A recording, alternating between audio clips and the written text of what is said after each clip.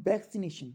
हम वैक्सीनेशन बनाने के लिए जिस मेथड का यूज़ करते हैं उसमें हम उस डिसीज़ से रिलेटेड डेड ऑर्गेनिज्म या फिर उससे सिमिलर लेकिन कमज़ोर ऑर्गेनिज्म को लेते हैं और उनको हम अपनी बॉडी के अंदर इंजेक्ट कर देते हैं इन द ब्लड स्ट्रीम, और वो कमज़ोर होते हैं। तो इसीलिए हमारी जो बॉडी होती है उसके अंदर इम्यून सिस्टम होता है जो कि उसे किल कर देता है, उसे फाइट करके जीत जाता है और साथ ही साथ उसकी मेमोरी को भी अपने अंदर स्टोर करके रख लेता है। और जब वो नेक्स्ट टाइम जो इन एक्चुअल में वो बीमारी अटैक करती है तो हमारा इम्यून सिस्टम तैयार होता है उसे लड़ने के लिए। ये जो मेथड है एबॉट जेनर ने तकरीबन 3 सेंचुरी पहले दिया था। इन्होंने सबसे पहले स्मॉल पॉक्स के लिए इस मेथड को यूज़ किया था। उन्होंने एक बात देखा कि उनके यहाँ पर रहने वाली एक मिल्क मेड जो है, जो कि काउ पॉक्स से सफ़र हो चुकी है, वो स्मॉल पॉक्स से ज़्यादा सफ़र नहीं हुई। तो इस बात को टेस्ट करने के लिए उन्होंने एक हेल्दी बच्चे को देखा, जो 8 साल का हेल्दी बच्चा था, उसको एक टेस्ट के लिए परफॉर्म करवाया उससे। उन्होंने उसके अंदर एक काउ से माइक्रोब्स निकाले काउ पॉक्स के और उसके अंदर पुट डाउन कर दिए। कुछ समय के बाद जो बच्चा था वो काउ पॉक्स की बीमारी से ओवरकम हो गया और फिर उन्होंने स्मॉल पॉक्स के माइक्रोब्स डाले। लेकिन कमाल की बात है, वो स्मॉल पॉक्स की जो बीमारी थी उससे भी ओवरकम करने में सक्सेसफुल रहा। तो इस बात को देखते हुए उन्होंने बताया कि अगर कोई पर्सन काउ पॉक्स की बीमारी से सफ़र होता है तो वो स्मॉल पॉक्स की बीमारी से सब भी सही हो सकता है, क्योंकि उसने काउ पॉक्स जो होता है सिमिलर होता है स्मॉल पॉक्स के, और जब उसने काउ पॉक्स से फाइट करना सीख लिया तो उसके अंदर इम्यूनिटी डेवलप हुई और इम्यूनिटी डेवलप करके वो स्मॉल पॉक्स से भी फाइट करने के कैपेबल हो गया। Cowpox virus is called vaccinia. Cowpox virus जो होता है बैक्सीनिया बोला जाता है। बैक्सा मतलब काउ, और इसीलिए because of this association with genus birth it has given a name modern term vaccination। इसीलिए हम आज समय में उसका नाम वैक्सीनेशन कहते हैं। आज के समय में हमारे पास बहुत सारी बीमारियों की वैक्सीन है। वैक्सीन का सिंपल मेथड यही होता है कि हम उस बैक्टीरिया के डेड या वीक या सिमिलर माइक्रोब्स को लेते हैं, बॉडी में पुट करते हैं एंड उससे के खिलाफ बॉडी का इम्यून सिस्टम डेवलप कराते हैं। आज के समय में हमारे पास typhoid, fever, polio, cholera, bubonic plague, tetanus and measles and many of the diseases के लिए हमारे पास एंटीबायोटिक या वैक्सीनेशन है। अब इसके बाद हम कुछ डिसीज़, इन्फेक्शन कम्युनिकेबल डिसीज़ के बारे में पढ़ते हैं। हमारी बुक्स में कुछ कम्युनिकेबल डिसीज़ दे रखी हैं जिनके बारे में अब हम पढ़ेंगे। सबसे पहले इन्फेक्शस डिसीज जो होती हैं अपने पैथोजेंस के द्वारा, एजेंट्स के द्वारा फैलाई जाती हैं, उन्हें हम कम्युनिकेबल डिसीज कहते हैं। कम्युनिकेबल डिसीज जो होती हैं अलग अलग माइक्रोब्स के द्वारा फैलाई जाती हैं।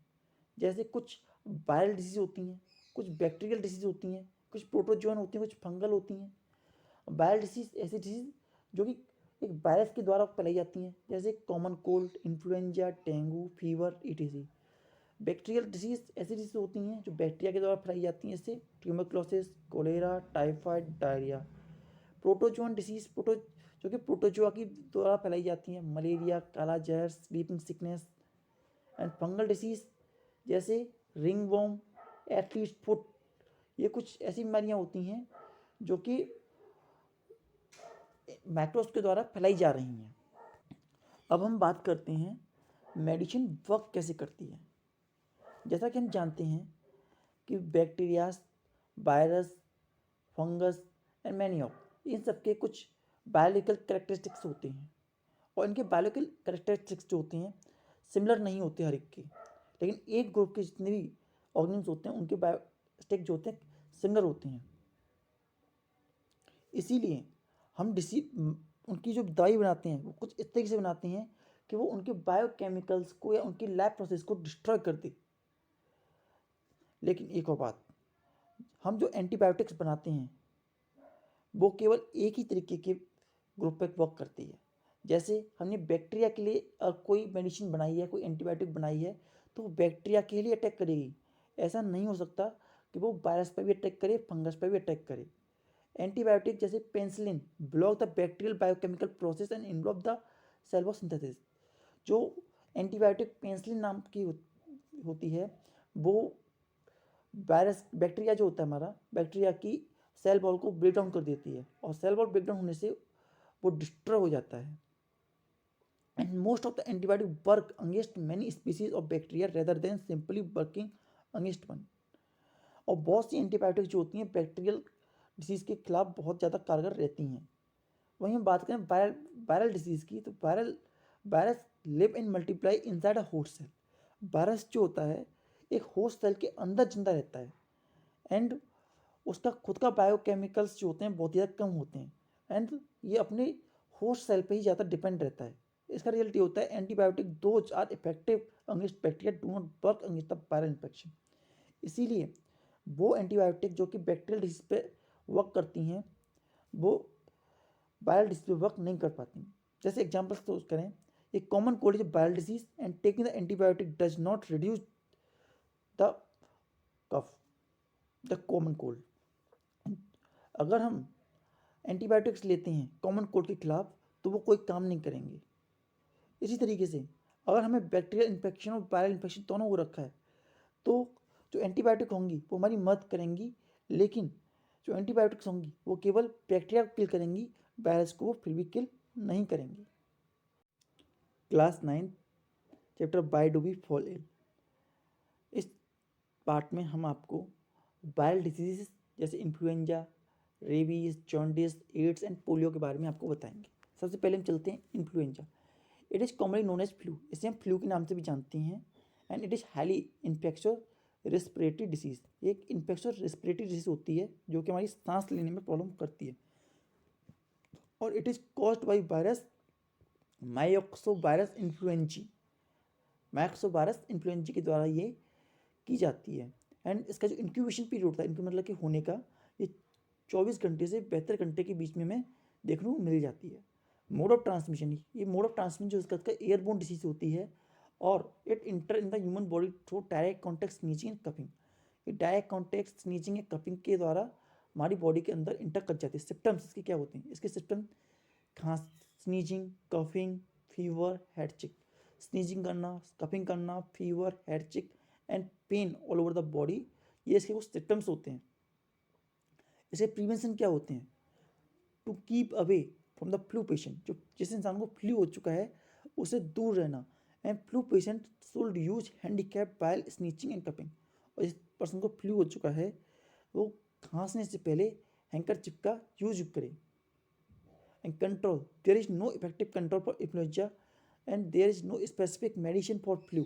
No vaccine is available which can give protection against all type of influenza. ये अपने आप ही खत्म होते हैं। कंट्रोल, इनके अंदर कोई इफेक्टिव कंट्रोल इसी समय है नहीं है। और जो फ्लू होते हैं इनके लिए कोई अभी तक स्पेसिफिक मेडिसिन या वैक्सीनेशन भी नहीं बनी है। जॉन्डिस या हेपेटाइटिस। जॉन्डिस हेपेटाइटिस क्या होती है? Jaundice in yellowness of white part of eyes and skin. Jaundice जो होती है आँखों का हिस्सा और स्किन का पीला पड़ जाना। और जो yellowness is due to the excessive decomposition of bile pigment in the body parts. जो येलोनेस होता है बॉडी का वो इसलिए होता है क्योंकि बाइल पिगमेंट जो होते हैं इन हिस्सों में ज़्यादा जमा हो जाते हैं। And it may cause the block side of bile duct, और ये बाइल डक्ट जो होते हैं उनको ब्लॉक कर देती है। But mostly it cause due to viral infection. लेकिन ज़्यादातर जो हेपेटाइटिस या जॉन्डिस होती है वो वायरल इन्फेक्शन ऑफ लीवर के द्वारा होती है। जॉन्डिस और hepatitis is a disease of liver, ये लीवर की डिसीज होती है। And liver is the most important organ, जो हमारी बॉडी में लीवर सबसे बहुत इंपॉर्टेंट ऑर्गन होता है। और जो हेपेटाइटिस ए जो कई तरीके की देखने को मिलती हैं, जैसे hepatitis A, hepatitis B, hepatitis C, D, E, G. जिसमें कि हेपेटाइटिस ए इज और डीएनए वायरस की वजह से होती है, and rest are RNA virus की वजह से होती हैं। हेपेटाइटिस ए जो होती है virus, hepatitis A virus is most common but relatively mild. Hepatitis A जो होता है वायरस सबसे ज़्यादा पाए जाने वाला वायरस होता है, लेकिन ये माइल्ड वायरस होता है, ज़्यादा डेंजरस वायरस नहीं होता। And hepatitis B is acute and bad spread. Acute होता है, बैड स्प्रेड होता है। एंड इस रिजर्वियर इज मैन इटसेल्फ, और उसका जो रिजर्वियर होता है वो खुद इंसान होता है, और इसको होने का जो मेन सोर्स होता है वो कंटिन्यूमेटेड ब्लड होता है। जो ब्लड होता है वो कंटिन्यूमेटेड गंदा खून जो होता है उसकी वजह से जॉन्डिस होता है। Hepatitis A is benign whereas hepatitis B is a serious as it cause cancer. Hepatitis A जो होता है बिगिनिंग होती है, ज़्यादा डेंजरस नहीं होता, लेकिन जो हेपेटाइटिस बी होता है वो सीरियस होता है क्योंकि वो कैंसर तक कर सकता है। और उसका इंक्यूबेशन पीरियड हेपेटाइटिस ए का जो 25 से 30 दिन का होता है और हेपेटाइटिस बी का 60 से 90 दिन के अंदर हमें देखने को मिलता है। Symptoms: high fever and loss of appetite.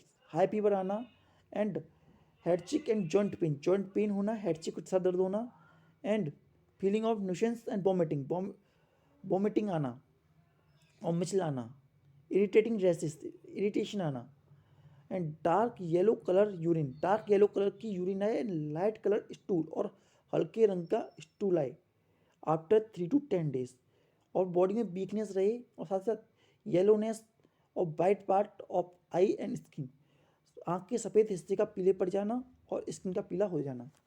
ये हेपेटाइटिस या जॉन्डिस के कुछ लक्षण होते हैं। प्रिवेंशन क्या होते हैं? Use disinfectant drinking water, chlorinated boiled and ozonised water. हमें साफ सुथरा पानी पीना चाहिए। Taking hygiene food and proper rest, hygiene food and proper rest लेना चाहिए। And use the disposable syringe and testing of blood before transfusion. एक इंसान को दूसरे इंसान से ब्लड लेने से पहले ब्लड टेस्ट करानी चाहिए, और अगर एक बार सिरिंज इस्तेमाल हो जाए तो उसे फेंक देना चाहिए। And properly clean the hand before handling bed and utensil of patient.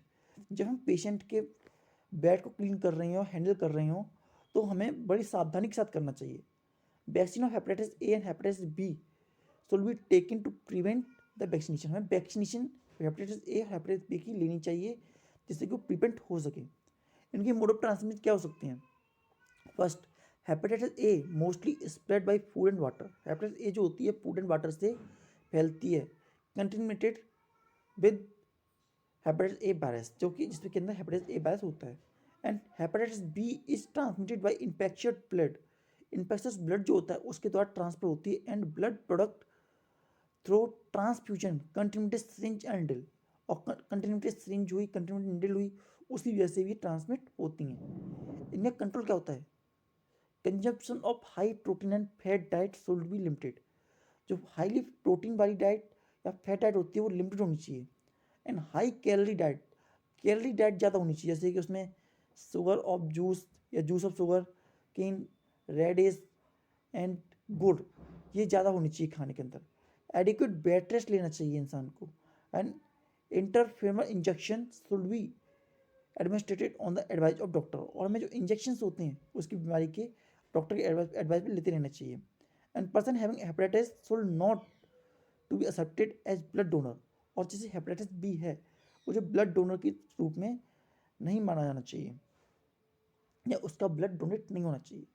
Rabies, hydrophobia, rabies is a 100% fatal disease. ये फेटल डिजीज होती है and it can cause by rabies virus, और रेबीज वायरस के द्वारा प्रोड्यूस की जाती है, जिसे लाइसा वायरस भी कहते हैं। And this virus occur in the saliva of infected animal. Infected animal के मुंह में रहता है, और जब कोई जानवर जैसे डॉग हमें काट लेता है या फिर कोई मंकी हमें काट लेता है या कैट या रैबिट हमें काट लेता है तो वो बीमारी हमारे अंदर इंटर कर जाती है। This virus include biting behaviour in its victim. Incubation period जो इसका रहता है 1 से 3 मंथ का रहता है। And virus of rabies destroy the brain and spinal cord cell. जो स्पाइनल जो हमारा रेबीज का वायरस होता है स्पाइनल कॉर्ड और ब्रेन को डिस्ट्रॉय कर देता है। मोड ऑफ ट्रांसमिशन, इसके क्या मोड होते हैं ट्रांसमिशन के? Rabies virus enter the human body with the saliva of the infected animals, generally by biting of dog and cat. आमतौर पे ये जो ट्रांसमिशन होता है डॉग, कुत्ते और बिल्ली के काटने से होता है। एंड उनके अंदर सलाइवा होती है, उसके अंदर वो वायरस छिपा होता है, और जब वो काटते हैं तो वो वायरस हमारी बॉडी के अंदर इंटर कर जाता है। सिम्टम क्या होते हैं इसके? हाई फीवर, सर्व हेडचिक, बहुत तेज़ बुखार आना और सर में दर्द रहना and painful contraction of muscle of throat and chest, मतलब कि मसल्स ऑफ थ्रोट की और चेस्ट की जो मसल्स हैं उनका कॉन्ट्रैक्शन और पेन होते रहना। And patient feel aggression choking feeling, मतलब एग्रेशन वाली गुस्सा और रेस्टलेसनेस, मतलब कुछ आराम नहीं आता और एग्रेशन उसके अंदर बना रहता है। He find difficulty in taking even liquid food due to choke throat, गला बंद होने की वजह से उसे लिक्विड फूड खाने में भी परेशानी आती है। And patient develop the fear of water that this is also called hydrophobia, इस बीमारी में इंसान को पानी का डर हो जाता है, इसीलिए इस बीमारी को हाइड्रोफोबिया भी कहते हैं। As the virus also damage the brain spine cord it is also paralyse the painful death, और जैसा कि मैं कहा कि वो ब्रेन और स्पाइनल कॉर्ड को भी चॉक कर देता है, जिसकी वजह से इंसान पैरालाइज हो जाता है और एक पेनफुल डेथ उसे मिलती है।